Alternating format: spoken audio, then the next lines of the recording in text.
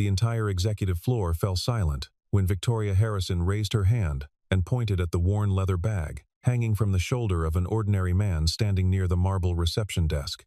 Her voice cut through the music and the clinking of champagne glasses like a blade through silk.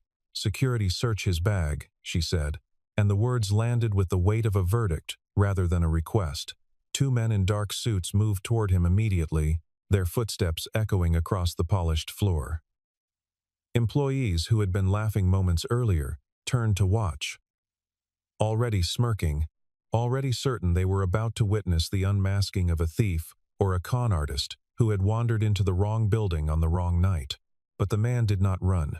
He did not argue, did not raise his voice, did not so much as blink under the weight of 200 curious stares.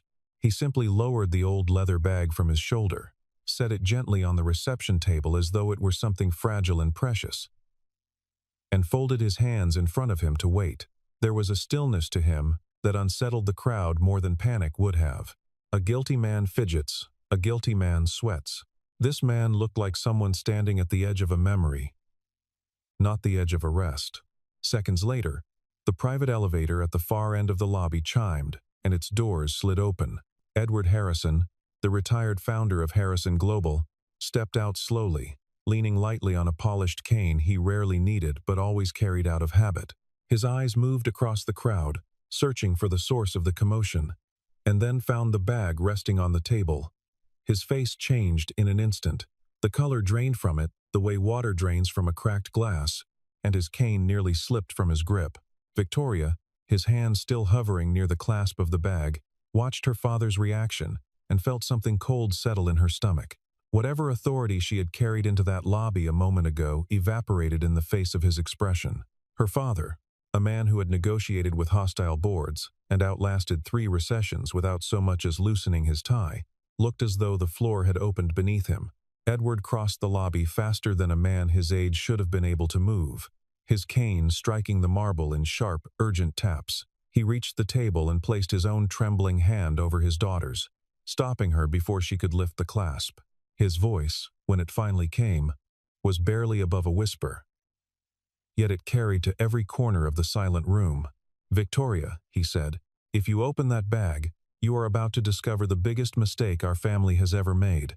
Nobody in that lobby moved. Nobody breathed.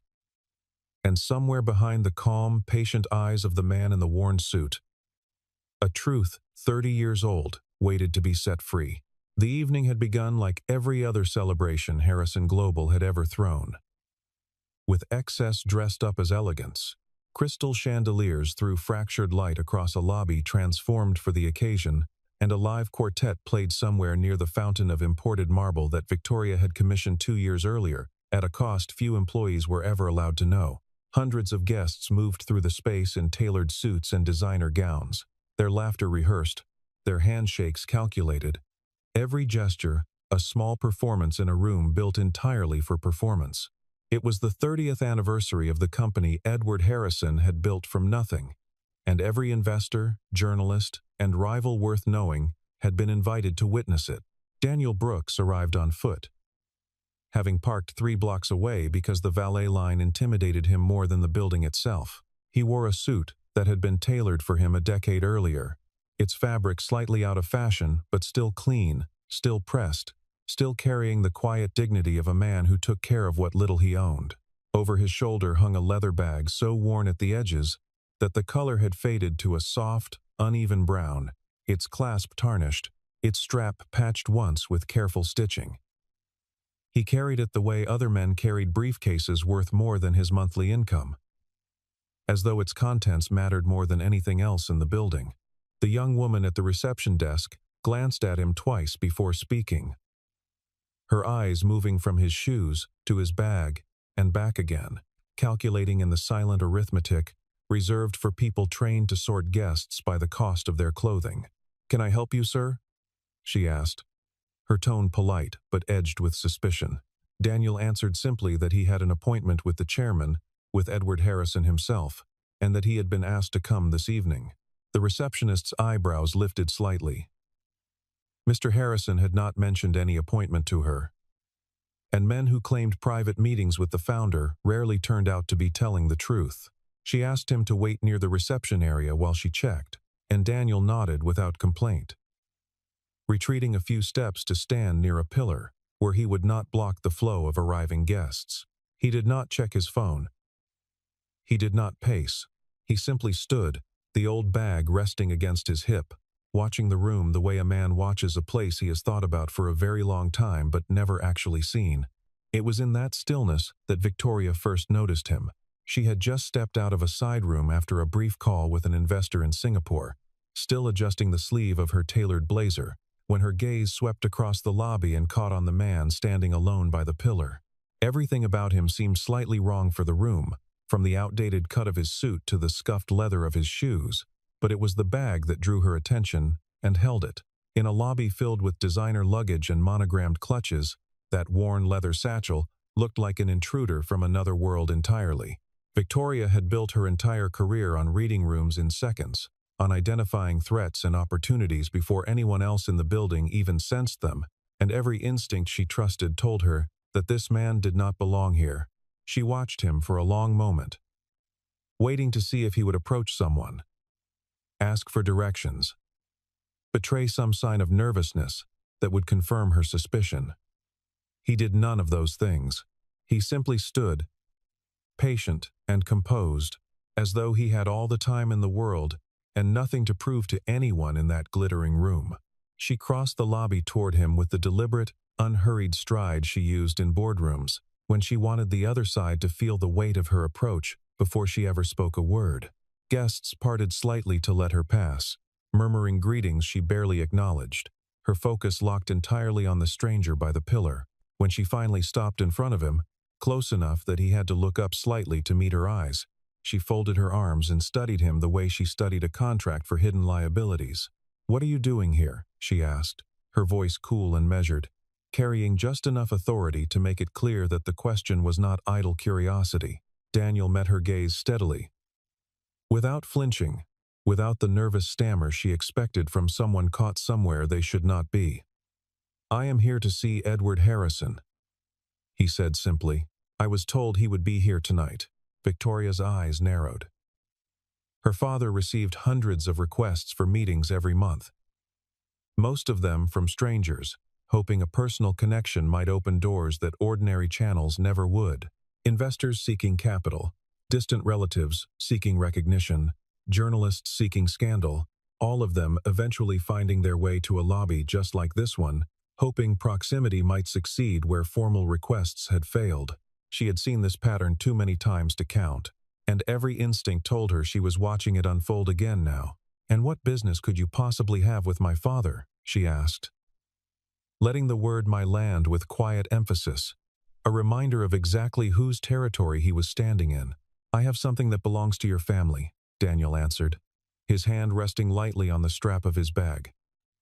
"Something I was asked to deliver." Victoria almost laughed. She had heard every version of that line before, dressed up in different words but always chasing the same outcome. Always ending with a request for money, a plea for investment, a threat disguised as a favor. She had learned long ago that kindness shown to strangers claiming hidden connections to her family rarely ended anywhere good, and she was not about to let sentiment cloud her judgment in front of half the business world. Nearby, a cluster of employees who had drifted close enough to overhear began exchanging glances and whispered comments behind their glasses of champagne. "Another one looking for a handout," one of them murmured. "Just loud enough to carry. Probably wants us to invest in some idea that will never work," another added. And a ripple of quiet laughter followed. Daniel heard every word. He gave no sign that it touched him at all. Victoria's patience thinned with every passing second, sharpened by the whispers around her, and the growing sense that this stranger was becoming a spectacle she could not afford on a night meant to showcase control and legacy. "I think it would be best if you left," she said, her tone final, the kind of sentence she used to end negotiations that had gone on too long. Daniel did not move. "I would prefer to wait for your father," he said quietly. "I gave someone my word, and I intend to keep it." Something in the calm certainty of his voice irritated her more than outright defiance would have. She had built an empire on the principle that composure was a tool wielded by the powerful. and to see it wielded so effortlessly by a stranger, in a worn suit, felt almost like an insult. "If you do not leave immediately," she said, her voice hardening, "I will have security escort you out." "I understand," Daniel replied, "but I am not leaving without seeing him." Victoria's jaw tightened. Around them, the murmurs had grown louder, guests now openly watching the confrontation unfold, some already reaching for their phones to capture whatever might happen next. She felt the eyes of the entire lobby pressing against her, felt the weight of 30 years of her father's reputation resting on how she handled this single, strange moment. And in that pressure, in that instinct, to reassert control before an audience of investors and rivals, she made the decision that would upend everything she thought she knew about her own family. She raised her hand, gestured toward the 2 security officers stationed near the entrance, and spoke the words that would echo through the company for months afterward. "Search his bag." The officers moved quickly, flanking Daniel on either side, their presence drawing every remaining eye in the lobby toward the unfolding scene. Guests abandoned their conversations entirely now, forming a loose circle at a respectful distance, phones rising, whispers sharpening into open commentary. Someone near the fountain said the word thief loud enough for it to carry, and the accusation rippled through the crowd like a spark finding dry grass. Daniel did not resist. He did not raise his voice or step back. He simply reached down, unhooked the strap from his shoulder with careful, unhurried hands, and set the bag on the polished reception table exactly as one of the officers instructed.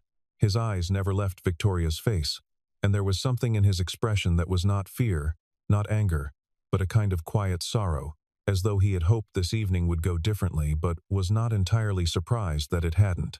Victoria stepped closer to the table, her hand hovering over the tarnished clasp, aware of every eye in the room watching her fingers. She told herself this was simply due diligence, simply the responsible action of a chief executive protecting her family's legacy from strangers with hidden agendas. She told herself the tightening in her chest was anticipation, not doubt. She reached for the clasp. That was the exact moment the private elevator chimed at the far end of the lobby. Edward Harrison stepped out slowly, dressed in a simple gray suit far less extravagant than anything worn by the guests, filling his own celebration, his cane tapping softly against the marble with each measured step. He had planned to make a quiet entrance, greet a few old friends, and slip onto the stage later for a brief, humble speech about 3 decades of hard work. Instead, his eyes landed on the small crowd gathered near the reception desk, and then on the worn leather bag sitting open beneath his daughter's hand, and every plan he had carried into that lobby dissolved instantly. He recognized the bag before he even registered the stitching on the strap, or the tarnished brass of the clasp. He recognized it the way a person recognizes a voice from childhood, instantly and completely, bypassing thought altogether and striking somewhere deeper. His breath caught, his cane faltered against the floor, and for one terrible moment, 30 years collapsed into a single instant, and Edward Harrison was no longer the celebrated founder of a global empire but a young man standing in a modest office, watching his closest friend walk away for the last time. "Don't open it," he shouted, his voice cracking with an urgency no one in that lobby had ever heard from him before. The crowd fell silent immediately, the word echoing off the marble and glass, and every head turned toward the old man crossing the lobby with startling speed for someone his age. Victoria froze, her hand still resting near the clasp, confusion replacing the certainty that had carried her this far. She had never once seen her father lose his composure in public, not during hostile takeovers, not during the financial crisis that nearly swallowed the company whole, not even at her own mother's funeral. Whatever this bag represented, it clearly reached somewhere far beyond ordinary concern. Edward reached the table and gently but firmly moved his daughter's hand away from the bag, his fingers trembling against hers. He looked at Daniel then, really looked at him, studying the shape of his jaw, the set of his shoulders, the calm patience in his eyes, and something in his expression shifted from alarm into something closer to recognition, and then grief. "You look just like him," Edward whispered, so quietly that only those closest could hear it. "You look exactly like him." Victoria glanced between her father and the stranger, the pieces of the evening no longer making sense in any order she could follow. "Dad," she said carefully. "Who is he? What is going on?" Edward did not answer immediately. His eyes remained fixed on Daniel, on the worn leather bag between them, on a piece of his own history he had believed lost for 30 years. When he finally spoke, his voice carried the exhausted weight of a man setting down something heavy he had carried alone for far too long. 30 years ago, he said, I had a partner, a friend closer to me than a brother. His name was James Brooks. And without him, none of this, he gestured weakly at the glittering lobby around them, would exist at all. The name meant nothing to Victoria.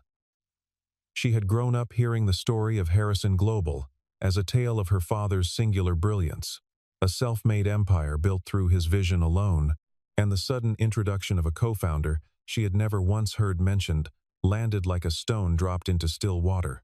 Daniel stepped forward then, his voice steady despite the dozens of eyes still fixed on him. James Brooks was my father, he said. He passed away 8 years ago. Before he died, he made me promise that if I ever needed to, I would bring this bag to Edward Harrison, and only to him. Edward's hands shook as he reached for the bag, lifting it carefully as though it might dissolve at his touch.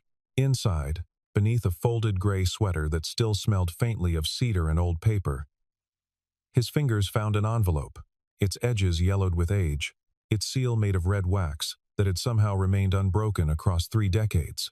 His own name was written across the front in handwriting he had not seen in 30 years, handwriting that belonged to a man he had once considered his closest friend in the world. I thought this letter was gone forever, Edward murmured, his voice barely audible over the hush that had fallen across the entire lobby. I thought I would never know what he truly wanted to tell me.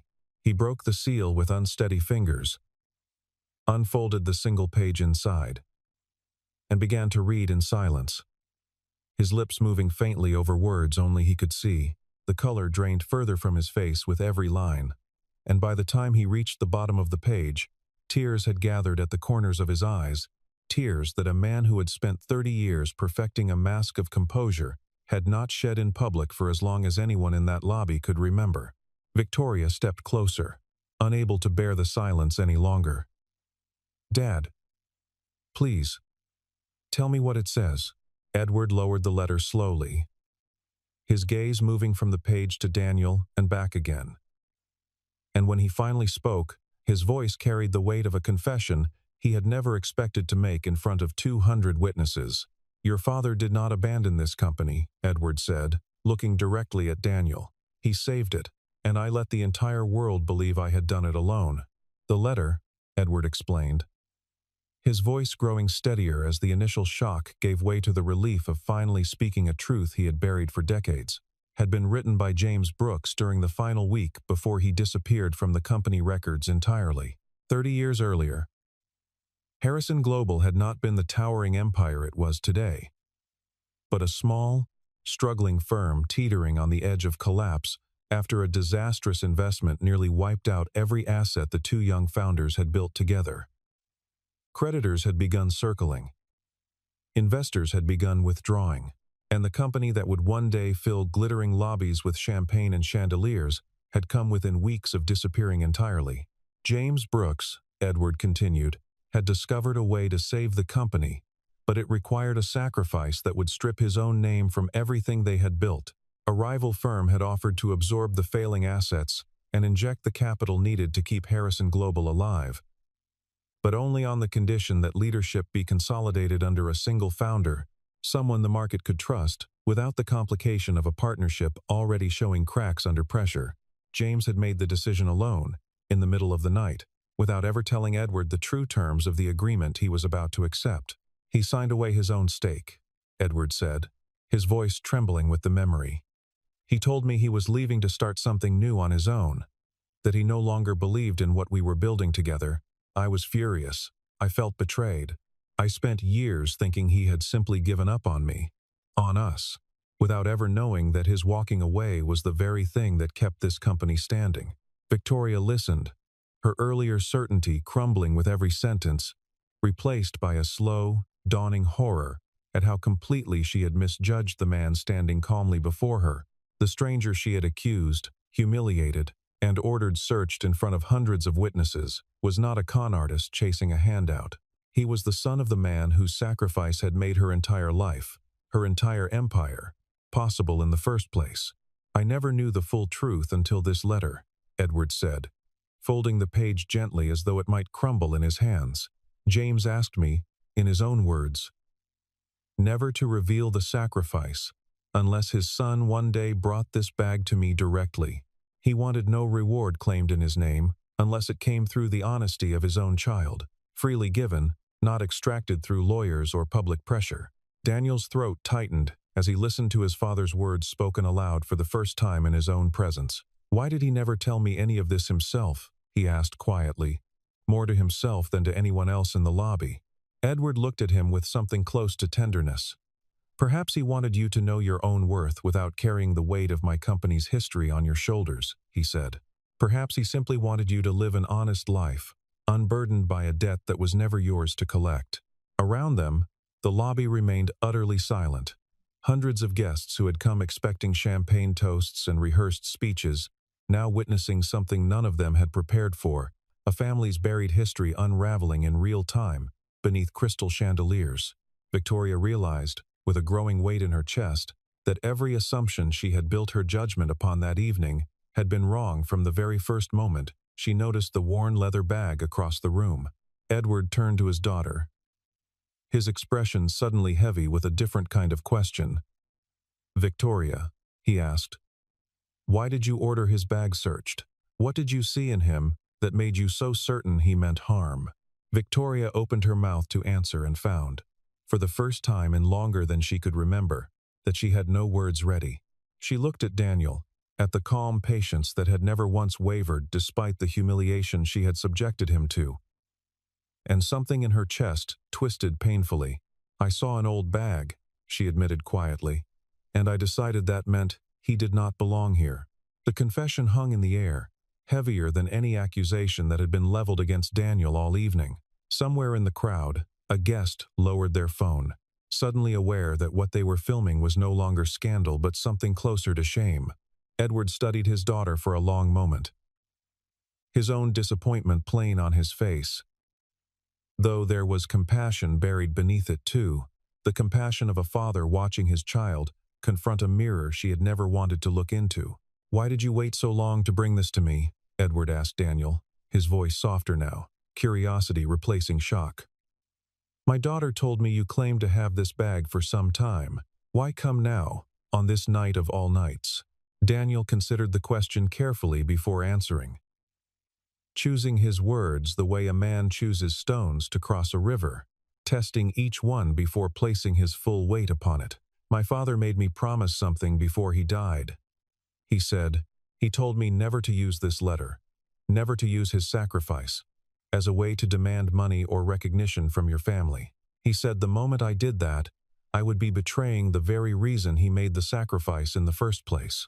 Edward's eyes glistened again, the weight of his old friend's character settling over him like a familiar coat.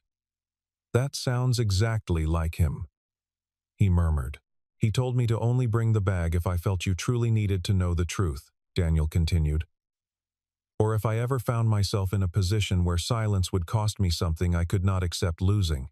Tonight, standing in this lobby, being accused of theft in front of strangers who assumed the worst simply because of how I was dressed, I understood that the moment had finally arrived, not because I wanted anything from your family, but because I refused to let the last thing associated with my father's memory be treated as evidence of a crime." Victoria flinched at the quiet accusation embedded in his answer. An accusation delivered without anger, without bitterness, simply as fact. She thought of every year she had spent building her reputation on decisiveness and control, every lesson she had absorbed about protecting the family legacy from outsiders, and realized with a sinking clarity that somewhere along the way, protection had curdled into something closer to prejudice. "For years," Daniel added, his voice quiet but unwavering, "I built my own life without ever touching this history. I worked as an accountant. I raised myself on my own effort, never once mentioning my father's connection to this company, because he taught me that a man's worth should never be measured by what he can extract from someone else's sacrifice. Tonight was the first time I ever felt that silence might cost me more than speaking the truth. Edward closed his eyes briefly, absorbing the full weight of what his old friend had raised. The character he had instilled in a son Edward himself had never known existed. When he opened them again, there was a new resolve in his expression, the same resolve that had once built an empire from nothing. "This ends tonight," Edward said, his voice regaining the authority that decades of leadership had carved into it. "The world will finally know the truth about James Brooks, and it will hear it from me. In this room, in front of everyone who came here to celebrate a legacy built on half the story." He turned toward the small stage, set up near the fountain, where a microphone stood waiting for the celebratory remarks he had planned to deliver about 30 years of growth and success. Instead, he walked toward it now, with a different purpose entirely, his cane tapping steadily against the marble, Daniel and Victoria following a few steps behind, the entire lobby parting silently to let them pass. The murmurs that had filled the room only minutes earlier faded into something closer to reverent anticipation, as Edward Harrison climbed the 2 small steps onto the stage and took the microphone from its stand. He looked out over the crowd, over the champagne glasses now forgotten in hundreds of hands, over faces that had come expecting a routine anniversary speech and were about to receive something they would remember for the rest of their careers. 30 years ago, Edward began, his voice steady despite the emotion still visible in his eyes. "I told the world that I built this company alone. Tonight, I need to correct that story, because the truth has waited far too long to be told, and a good man's memory deserves better than the silence I allowed to surround it." He told them everything. He told them about James Brooks, about the small office where 2 young men had once bet everything they owned on an idea nobody else believed in. He told them about the collapse that nearly ended it all, about the sacrifice James had made in the dead of night to save a company that would one day bear only one name on its letterhead. He told them about the letter, about the bag, about the son who had carried his father's honesty into this very lobby only hours earlier and been met with suspicion instead of gratitude. The room remained utterly silent throughout, the kind of silence reserved for truths too large to interrupt. Several board members exchanged uneasy glances, aware that the foundation myth of the company they served was being rewritten in real time before an audience of investors and journalists who would carry every word out of that lobby by morning. A few guests lowered their heads, ashamed of the whispers they had contributed to earlier in the evening, whispers built entirely on the assumption that a worn suit and an old bag meant something shameful rather than something sacred. When Edward finished, he looked directly at Daniel, who stood near the base of the stage with the same quiet composure he had carried since the moment he first walked through the lobby doors. "This man's father gave up everything so that all of you could stand in this room tonight," Edward said, his voice thick with emotion. "And earlier this evening, we treated his son like a criminal for carrying that truth in an old leather bag. That failure belongs to all of us, myself included, for allowing this company's history to erase the very people who made it possible." A ripple of applause began somewhere near the back of the crowd, hesitant at first, and then spreading steadily until it filled the entire lobby, guests rising from where they stood, several openly wiping at their eyes.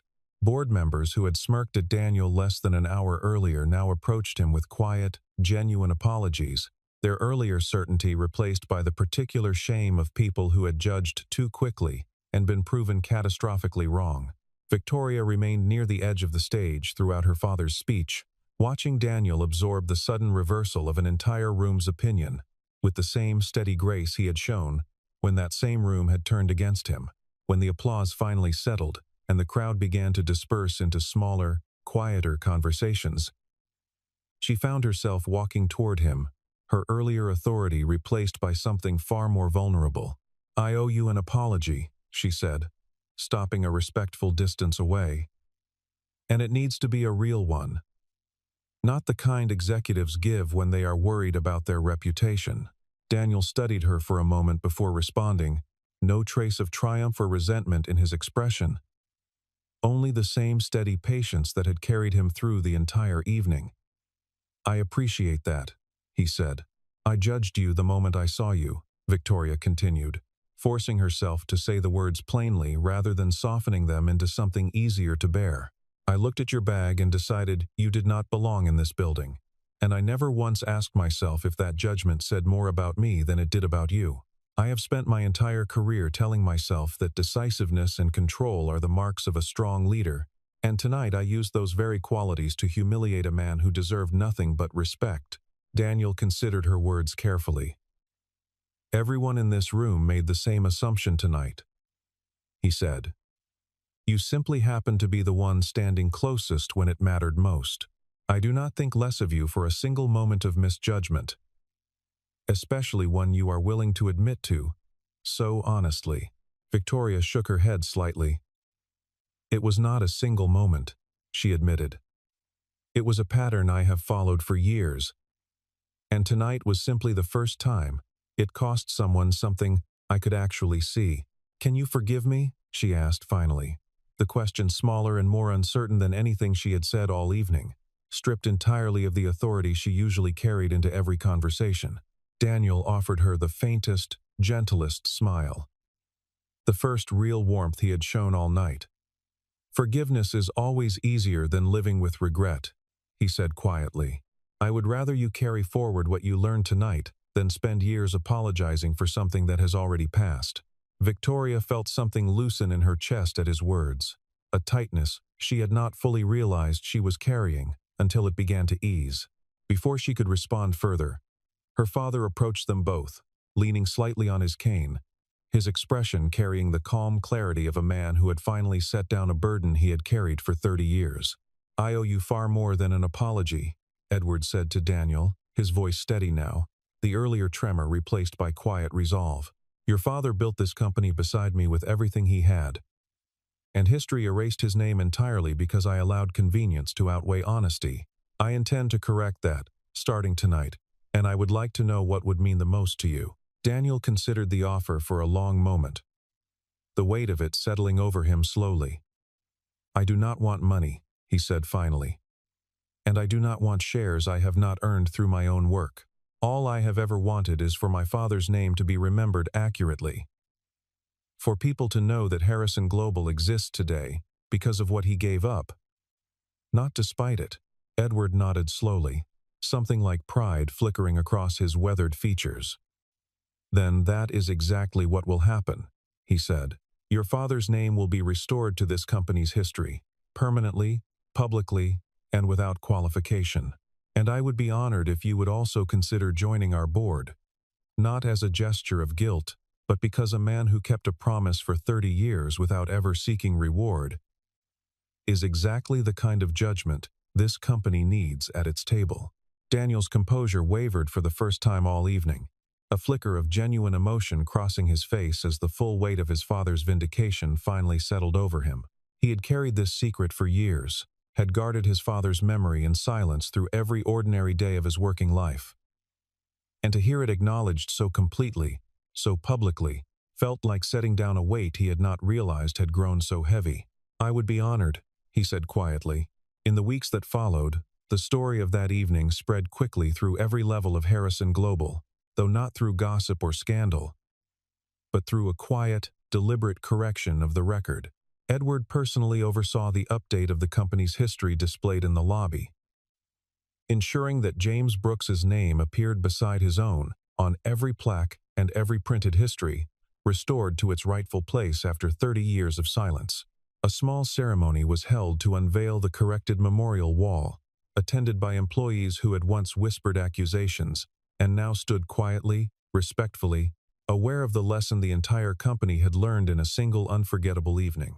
Victoria changed too, though not in the dramatic, sweeping way that made for satisfying stories, but slowly, deliberately, in the small daily decisions that ultimately defined a person's character far more than any single dramatic gesture ever could. She began sitting in on interviews she once would have delegated entirely to junior staff, insisting on meeting candidates personally rather than relying solely on resumes and appearances. She started a mentorship initiative within the company aimed at employees from backgrounds the corporate world too often overlooked, remembering. Every time she reviewed an application, the worn leather bag that had nearly cost an innocent man his dignity. Daniel settled into his new role gradually, splitting his time between his accounting work, which he refused to abandon entirely, and his responsibilities on the board, where his quiet, measured judgment quickly earned the respect of colleagues who had initially expected little from a man so unassuming. He never let the company's wealth change the simplicity he had built his life around, still wearing the same modest suits, still carrying himself with the same unhurried patience that had first caught Victoria's attention for entirely the wrong reasons. Victoria and Daniel found themselves crossing paths often in the months that followed, their conversations gradually shifting from formal board matters to something warmer, something built slowly on the foundation of mutual respect rather than the rushed intensity of infatuation. She invited him to coffee one afternoon, not as an executive extending a courtesy to a board member, but simply as a woman who had come to genuinely enjoy his company, his steady humor, the calm way he listened rather than waited to speak. He accepted, and neither of them treated the moment as anything more than what it was, two people slowly learning to trust each other after beginning their acquaintance in the worst possible way. The old leather bag itself found a permanent home in a small display case near the company's history wall, resting beside a printed copy of James Brooks's letter and a photograph from decades earlier, two young men in cheap suits, standing in front of a modest storefront office, grinning at a future neither of them could have fully imagined. Employees who passed the display often paused, reading the small plaque beside it. A simple sentence Edward had insisted on writing himself. "The most valuable things a person carries are rarely visible from the outside," the plaque read. "But they are always worth the patience to discover." Edward finally found peace in the years that followed, having fulfilled the last promise he owed his oldest friend, watching the truth take its rightful place after 3 decades of quiet burial. He spent more time with Daniel than he had ever expected to, treating him not merely as the son of a man he had once loved as a brother, but increasingly as a member of his own family, someone whose steady character reminded him daily of everything he had once admired in James Brooks. Daniel, for his part, finally released a weight he had carried since childhood, the quiet burden of guarding a secret his father had entrusted to him without ever knowing exactly when or how it would need to be revealed. He had kept his promise faithfully, had refused every temptation to use his father's sacrifice for personal gain, and in the end, his patience had been rewarded, not with wealth alone, but with something far more valuable, the restoration of a good man's name, and the slow, steady beginning of a relationship built on genuine respect rather than assumption. Victoria, more than anyone, emerged from that single evening transformed in ways that extended far beyond her professional decisions. She learned, in the most public and humbling way imaginable, that the instincts she had trusted for years, the quick judgments that had once felt like strength, were sometimes nothing more than fear dressed up as authority. She carried that lesson forward into every decision that followed, into every candidate she interviewed personally, into every stranger she chose to see clearly rather than dismiss at a glance.